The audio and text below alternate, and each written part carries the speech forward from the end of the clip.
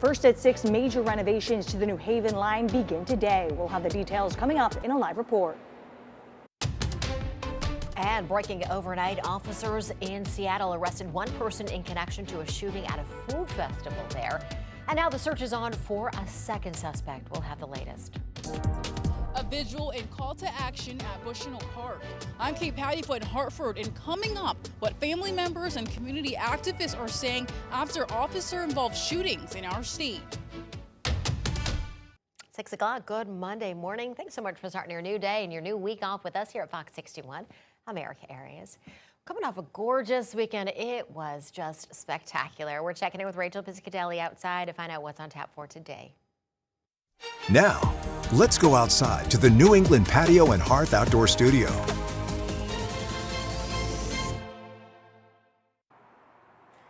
Good morning. Yeah, it was just absolutely beautiful the last couple of mornings. And even right now, we have a nice and comfortable start. A bit chilly as I walked out and kind of sat down on the patio this morning, but a great morning to maybe have your coffee outside as temperatures are in the 50s and lower 60s right now. 63 degrees right now or 62 in Hartford, around 60 degrees in Meriden now, 58 degrees in Groton, and around 54 degrees in the Willimantic area. Humidity right now is low, but as we head through the afternoon, we are expecting that humidity to build in over time. Now, nothing tropical like, but enough for you to notice it, considering the fact that we have been just so comfortable and dry the last couple of days. Temperatures move into the low to mid 80s this afternoon, and there's also an isolated shower or storm chance late afternoon and early evening, mainly after about 1, 2 o'clock through about 5 or 6 o'clock in the evening. You'll see those opportunities there for an isolated shower or thunderstorm. If you're heading to the beaches today, it's not going to be a bad day.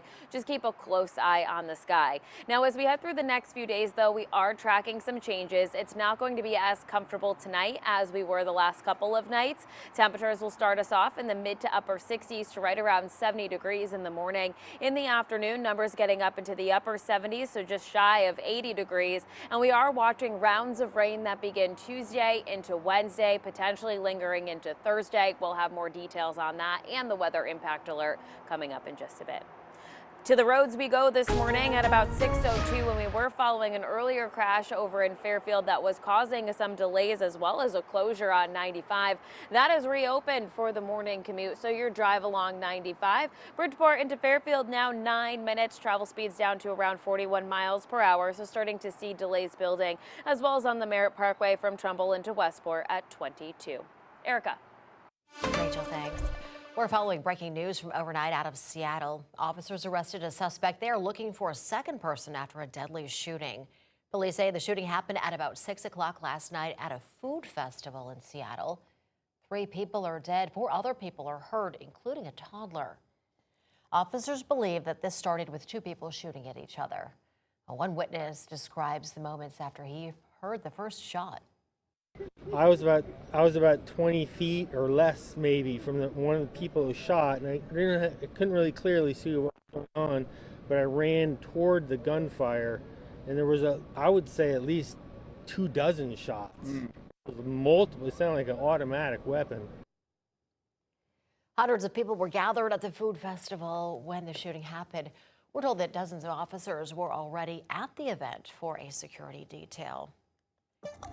A groundbreaking ceremony is going to be held today in Stratford for a major rail improvement project along the New Haven line.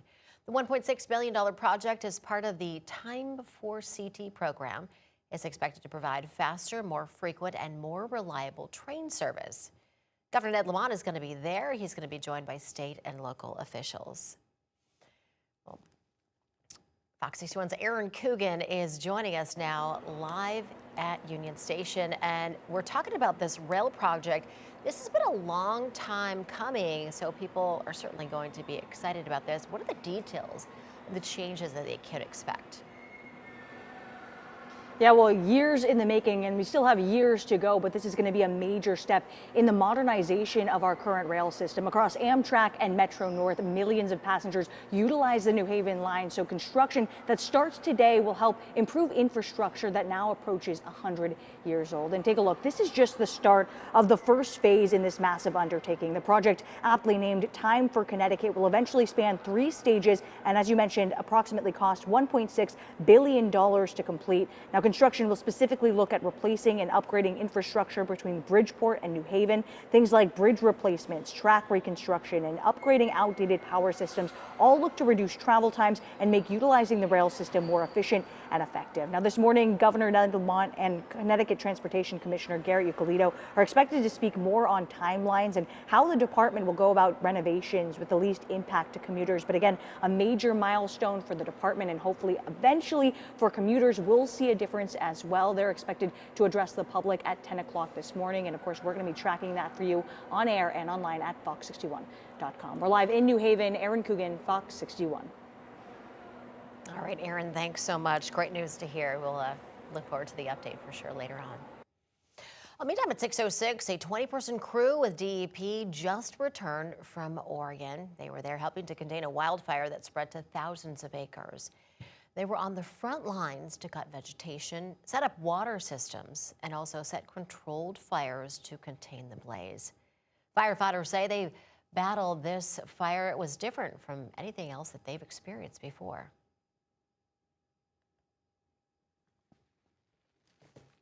Firefighters we spoke with say that they're proud of the work they did, and they are glad to be back home. New Haven police say 43-year-old Hector Aponte of West Haven was the man killed in a scooter crash last week. Officers say he was found in the middle of Elite Grasso Boulevard on Thursday night. He was pronounced dead there at the scene.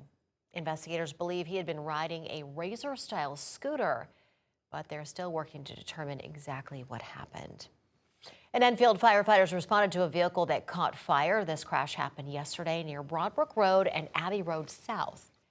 Broadbrook Road was closed for some time as crews worked the scene.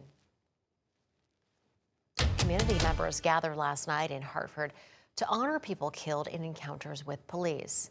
And many people also called for accountability and change. Fox 61's Kate Pattyfoot was there and has more. Several people gathered in Bushnell Park to speak out against officer-involved shootings in our state. It's been nearly 6 months since Everard Walker was shot and killed by Hartford police. Because he had run out of medication, the medication that he used to eat and to sleep after his daughter passed away in October. Walker's family called 211 because he was suffering from a mental health crisis. However, mental health professionals requested Hartford police accompany them.